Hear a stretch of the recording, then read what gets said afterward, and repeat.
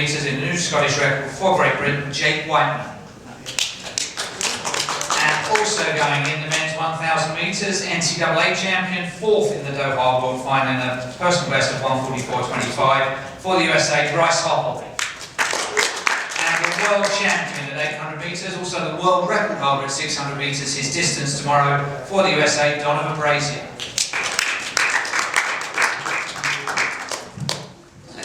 Let's begin while Speedy's making his way to the podium. New Year's resolutions for yourself, for the sport. What do you hope for 2020? Jake? For myself, in 2018, I got told by my girlfriend if I'm ever European to get a keyboard, and I did, and she delivered on that, but it's just collected dust since then, so I want to try and learn a little bit on that. Learn the keyboard? Yeah, and for the sport, I just hope that there's less negative stories coming from the sport and a lot more focus on the good stuff that happens, because a lot of good stuff doesn't get the attention it probably deserves because of all the bad stuff that seems to get shown up. Bryce, what about you? Resolutions for yourself and for the sport for 2020? Resolutions for me, I mean, it's an Olympic year. I mean, chasing after your Olympic dream, always just run faster. For the sport, oh man, I mean, I'm pretty new to it. I'd say kind of the same thing along as Jake said, just less negative news, and hopefully we just move it into a more positive light and everything like that. But yeah. Donovan? I think mine would probably be just to enjoy the sport more. I feel like for the past 2 years leading up to my last year, I didn't really enjoy it as much as I should have, and this last year I enjoyed it more and I had better results, so just to enjoy it a little more. Whenever we meet you in Boston, we ask about your longest run, because shockingly, 2 years ago, it was 6 miles, your longest run. Has it moved on in those last 2 years? Yeah, we're up to 8 miles now. Did you get lost on a long Sunday run to reach No, out? I got Craig in here, so I'm not on myself. So 600 metres should be a great distance for you. You're the world record holder. Have you got that in your sights? Do you know what the split should be for a new world record? Yeah, I mean, world best. World best. Yeah, but no, not on this track. I heard this track is slow because the banks aren't I don't know. I heard it's a slow track, so I'm just gonna try to go for the win. And if good time comes, I'll be happy to. What are your memories of Doha? Just a few months on. I just remember getting very nervous for Doha and just trying to redeem myself from 2017 Worlds and 2018 Indoors where I got knocked out first round in both of them. So I was just trying to redeem myself and just make a final and coming home with a medal. Bryce was getting medal too, was pretty cool. What are your memories of it, Bryce? Bit frustrated with fourth? I mean, for me, the whole season was just a dream season for me. I was just kind of rolling along with it, and I don't know, everything just got more and more exciting, and Doha was it was incredible, and obviously great to run along with Donovan and try to do big things for US in 800. And last summer you were still competing at NCAA level, so you're not even a year into being a full-time athlete, barely 6 months. What are your thoughts on that? Are you enjoying it? Is it what you expected? What's good, what's bad? I mean, everything's just it's all coming at once. I'm excited about everything. Not really much has changed, I guess. I'm still a student at KU, so that's still going along with that. But I don't know. It's kind of overwhelming, but I'm excited for it. And have you come to here from San Diego? Yes, I went to a training trip there in San Diego, get a little bit of warm weather from Kansas. Obviously, it's pretty cold there, but trying new exciting places, maybe find where we go post school. And does that mean that your track training has been on an outdoor track, so you haven't actually set foot indoors, or have you done a bit to get ready? Yeah, actually, I have not set foot on the indoor track yet, so I think this will be the first one, and hopefully it'll be fast. And Jake, you have briefly set foot on an indoor track. Yeah, done one session indoors, which I would do now. And what are your memories of Doha? Because this time last year you were injured, you weren't even running, didn't resume running until late March. So Doha came at a good time for you, didn't it? Yeah, I think the fact that the season panned out the way it did, we had a champ so late, worked in my favour. And I think if I hadn't got injured, it might not have gone the same sort of way, because you never know if you've been burnt out. So of all the years to get an injury in spring, last year was definitely the one. But it's weird not having raced after the champs. I think that was the strange bit of the year. Was normally if it goes well, you can sort of ride that wave and have some races after to sort of enjoy it. If it doesn't go well, you can try and redeem it by racing after. But the champs were done, so was the whole summer. We just had to get into win pretty soon after that. And 1,000 metres indoors for you two isn't a common distance.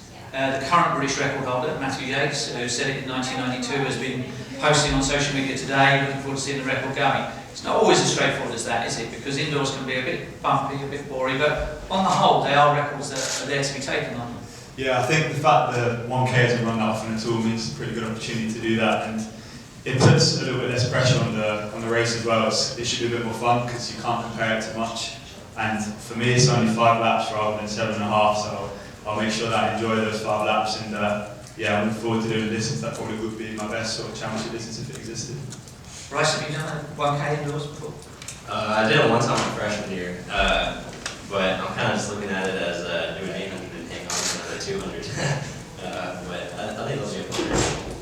And Donavan, Olympic year, do you think you would rightly be the favourite as reigning world champion for the 800 metres going in? And are you comfortable with that, or is every day a little bit of a different experience now that you're a world champion outdoors? Yeah, I think everybody's favorite. I probably am because I won Worlds last year, but I don't think anybody can have like that kind of like label to them yet, because like Reggie was the favorite for the past 8 years, and no one's been like nearly as dominant as him yet. So I think everybody's favorite is me because of the world title, but not really as heavy as like Reggie or anything like that.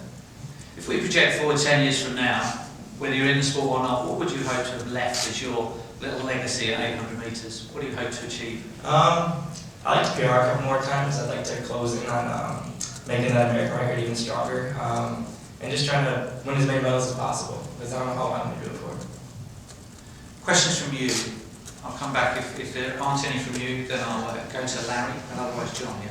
Yeah, question for Bryce. Is your training set up? Are you still being coached by your college coach? And I guess how long do you expect that arrangement to last? Yeah, so I am still being coached by Michael Wilsey at KU. For this year, just kind of stay somewhere comfortable for the Olympic year. I've been kind of like, San Diego was my first kind of like go visit somewhere else, see where I could go maybe post school. But right now I'm just kind of staying where I'm comfortable and where I've had success. And will you train with like Terrence Munn's group when you were in San Diego? Yes, that's how I was with Nikki and all them. For the pair of you, in Europe, 800 metres is a middle distance race. It's often run slow in championships. In the US, it seems to always be fast, right from high school through NCAA and pro ranks. Is that because you taught it as an extended sprint right from the beginning, or is that a bit of a myth? The times do seem to be very, very much quicker through teens and early 20s in the US than any other part of the world. Is that the first time anybody suggested that? That's the first time I've ever heard of it. I don't know, America's never really been that like strong in 8. We only got one guy in the top 10 ever. I don't know. But through high school? Through high school? Yeah. I don't know. For me, like, obviously, Texas is kind of like competitive, but I don't know, I feel like we have a lot of talented guys, and then in the collegiate system it was a lot of fun racing against them and all those guys, and I think there is kind of, it does seem fast, but I think it's just us pushing each other and kind of bringing up a new thing in the 8, especially with Donavan and stuff. Yeah, question for Donavan. When you won Worlds last year, that was the same day that the news about Alberta being banned broke. I'm wondering, like, do you feel like that, did it detract from the experience at all? I know he didn't coach you, but it was sort of, everyone was talking about that, and they weren't talking about the American record or the world title as much. Do you feel like it put a damper on the experience at all for you? Not really at all. I had a happy day. But I didn't really think the news would affect me that much. Like you said, I assumed that everybody knew I was coached by Pete instead. But it didn't ruin my day. I was still pretty happy. So. Any other questions? Yes, Michelle. We often talk about, for an athlete, especially when you're starting out, having the best seat in the house for a special race. And Bryce, you mentioned being 4th in the race and seeing Donavan, like as a teammate for USA, win that race. How did you perceive that race? Were you just focused on yourself, or did you also notice what he was doing? I was definitely also noticing what they're doing, because coming in the race, I was kind of talking big game. I was like, America's going to sweep the medals. Well, I don't know. I mean, we're out there wearing the same uniform in the USA, and I think it was really cool to see the things he accomplished too. And I'm always kind of like aware of my surroundings in the race, so I kind of knew where everyone was at. But I think it was something special to kind of just be out there with him and obviously doing my own thing and kind of racing the best that I can do. But I think I like looking at a bigger like team aspect and stuff, and that's always fun. For you too, with the unforgiving nature of the American trials, that it's first 3 and that's it, do you think beyond June? Do you presume you're going to get through, or do you just think, I've got to be right for those trials? Yeah, I definitely think about, like, I'm not even playing this season past the Olympic trials, obviously, because in America it's the hardest thing to make. So I think just assuming you're going to make the Olympics, anybody in America assuming you're going to make the Olympics is just kind of naive. You always got to think about the trials first, and it's not like the British trials where it's like top 2 and you might get a wild card, so it's just cutthroat like top 3 and that's it. You haven't had that much experience, I suppose, Bryce, have you? Yeah, I mean, I'm taking it 1 year at a time. I think nothing's definitely set, so we still got to work hard for it, and I'm going to try my best when we get to the trials. It'll be cool to race on that new Oregon track, but I don't know, I'm excited for it. Jake, when I think about you and the 1500 and the 800, I think that you're like actually dating 2 girls at the same time that aren't sure if you're falling in love with one or the other.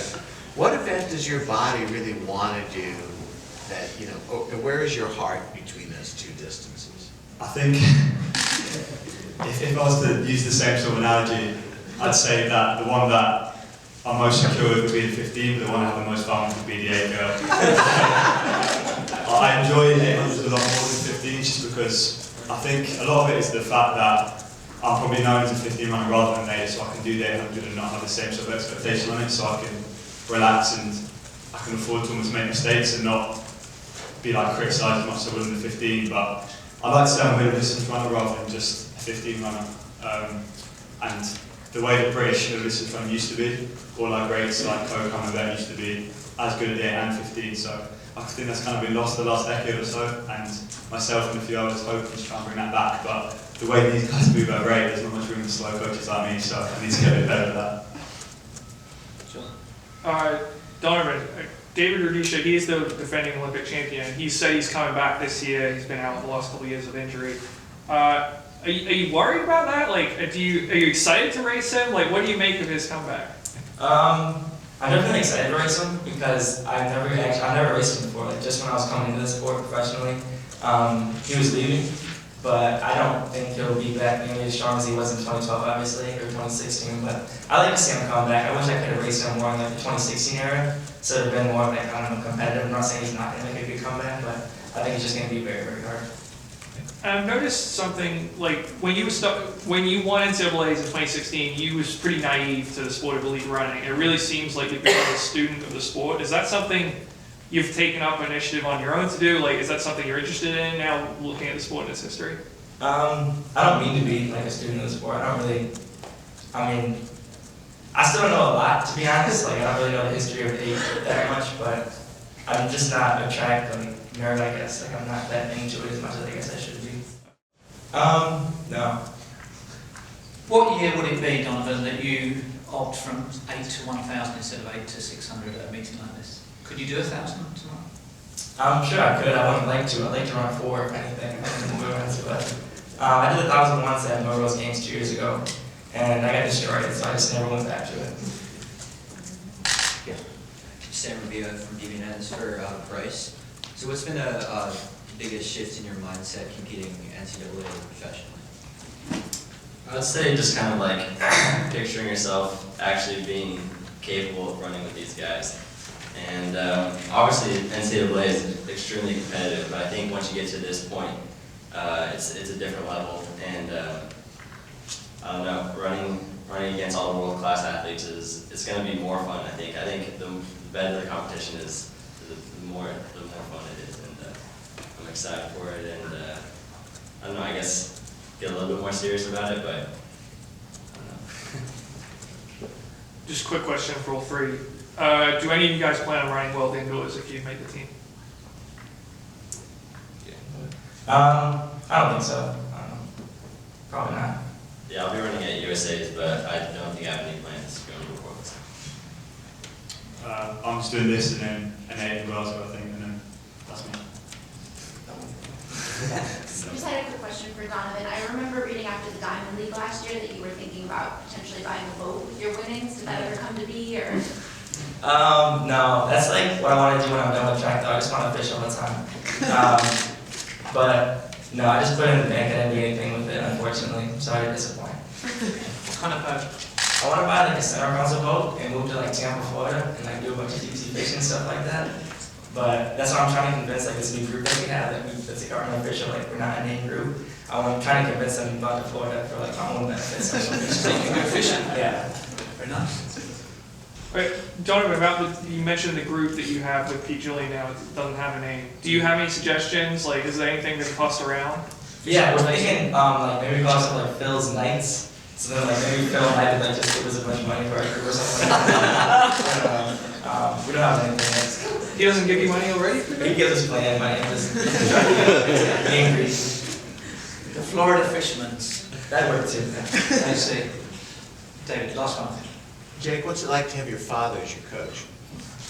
I've known nothing else but this man as a coach, and yeah, it's actually probably more uncomfortable being in this situation, getting asked questions by me, than being coached by him. But I think you grow up with them, so they know you inside out, and I think you can't undervalue how much the long-term development aspect of it is. So he's been able to plan all my progress each year from the age of, would have been like, well, my mum coached me before that, so she probably passed that on, but from 15. So I'm definitely grateful for that, and I think if I'd have changed out of that setup, there would have been a lot more injuries coming in. So yeah, I've been nurtured a lot better than I could have been otherwise. So I'm grateful for it.